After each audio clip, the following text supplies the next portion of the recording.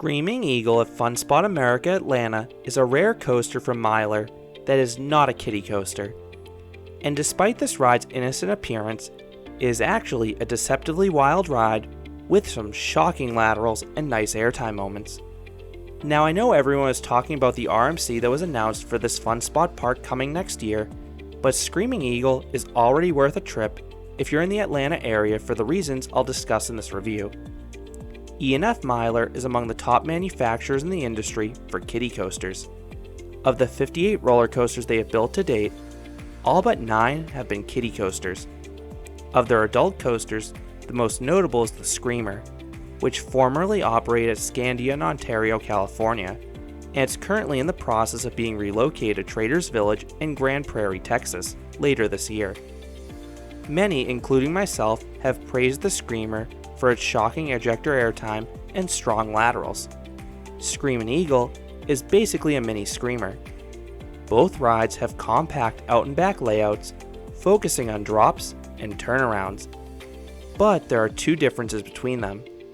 One, Screamin' Eagle is considerably shorter. The Screamer is 90 feet or 27 meters tall, while Screamin' Eagle stands just 38 feet or 11.5 meters tall. Heck, the 4-story Samson go-kart track located right next to Screamin' Eagle is taller. It is not every day that a go-kart track can say it's taller than a park's biggest roller coaster. And in terms of track length, Screamin' Eagle has roughly 1/3 the track of the Screamer, as this ride has just 900 feet or 274 meters of track. 2. Screamin' Eagle has hairpin turns. Screamer did not.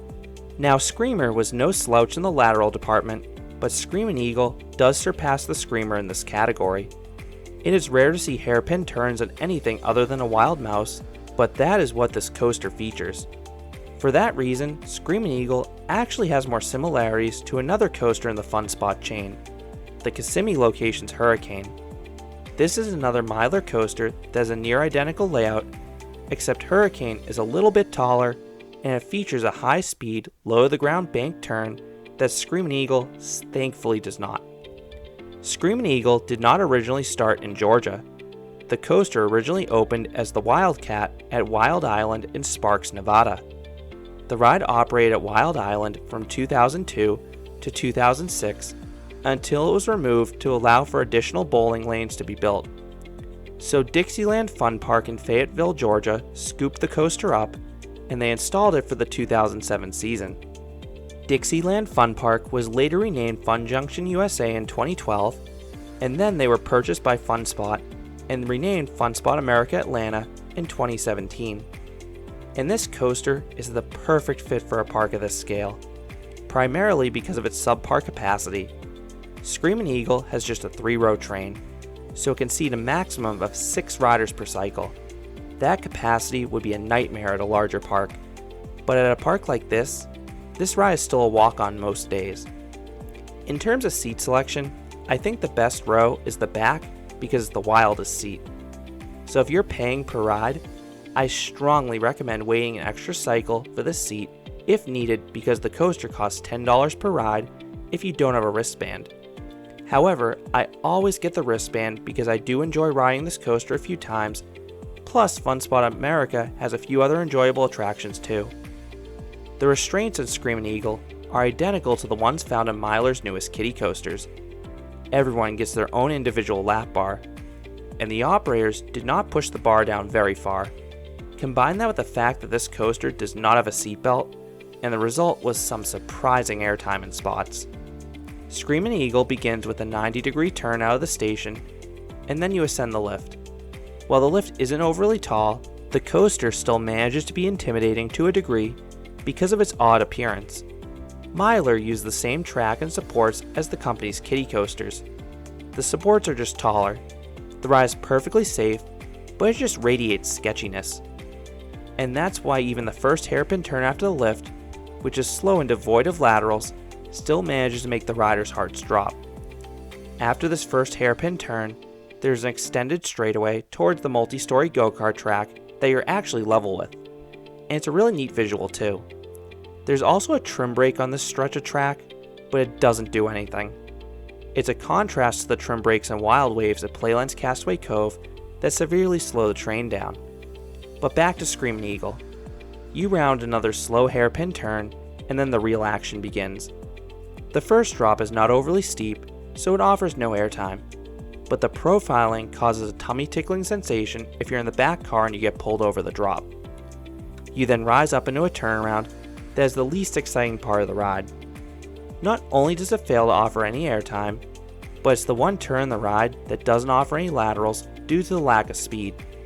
This turnaround also has a trim brake, but like the first one, it barely slows the train down if at all. But from this point forward, every turn gets progressively more intense and actually offers laterals. After dropping off the first turnaround, you rise up into the second turnaround. Those up front get a tiny bit of floater airtime, but the laterals on the turn itself are fantastic. It's another super tight turn, and everyone gets thrown to the side. It feels like the train doesn't track this turn very nicely, but the lateral slam is enjoyable for me. However, I could see some calling this ride rough because of its aggressiveness. The drop off the second turnaround is a double down. The first part of the double down does nothing, but the second part is one of the ride's best airtime moments. Those up front get some weak floater airtime, but those in the back really will get thrown out of their seat. You then rise up into the third turnaround, which delivers some decent floater airtime for those up front. Now there is a trim brake atop this hill yet again, but again it doesn't really slow the train down. And since it's followed by another tight turn, this coaster delivers another powerful burst of laterals. The drop off this turnaround delivers a nice pop of airtime for those in the back, and that is followed by the bunny hill with a really sharp crest, and it delivers some powerful ejector airtime. It is easily the highlight of the ride. This little hill always catches me off guard because the power of the airtime is far greater than any other hill on the ride.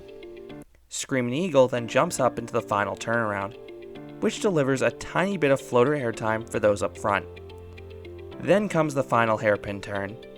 Now, I defended the prior turns as aggressive and not rough, but this one is undeniably rough. It delivers equally as intense laterals, but the train shakes throughout it and it's really jerked through this element. After being jostled around, Screamin' Eagle dips ever so slightly down to the brake run, unfortunately offering no airtime as it does this, and then the train comes to a stop. The train then crawls back to the station, and the restraints actually pop open before you come to a stop, and then you actually unload a bit further back than where you load. I found it funny the coaster is a separate unload platform, considering the ride only runs one train, but that's how Fun Spot operates it. So what would I rate Screamin' Eagle? I would give this Myler creation a 7 out of 10. Now this is far from a perfect coaster, but it is an aggressive little ride offering a nice mix of airtime and laterals. And I also like how the coaster gets wilder as it goes. And for the most part, the coaster is decently smooth outside of that one final turn, as long as you don't mind getting thrown side to side from the violent laterals, and I don't. While Six Flags Over Georgia is the premier park in the Atlanta area, this Fun Spot park is just a half hour away, and I actually prefer Screamin' Eagle to roughly half the coasters in that park. And I think we'll be hearing a lot more about this ride next year after that RMC opens. So those are my thoughts on Screamin' Eagle, the E&F Myler Steel Coaster at Fun Spot Atlanta. Have you been on this coaster? How do you think it compares to the other adult Myler coasters out there? I would love to hear your thoughts down in the comments. If you enjoyed this review, I'd appreciate it if you gave this video a like, and you considered subscribing, because there'll be a lot more roller coaster and amusement park videos here at Canopy Coaster. Thanks for watching.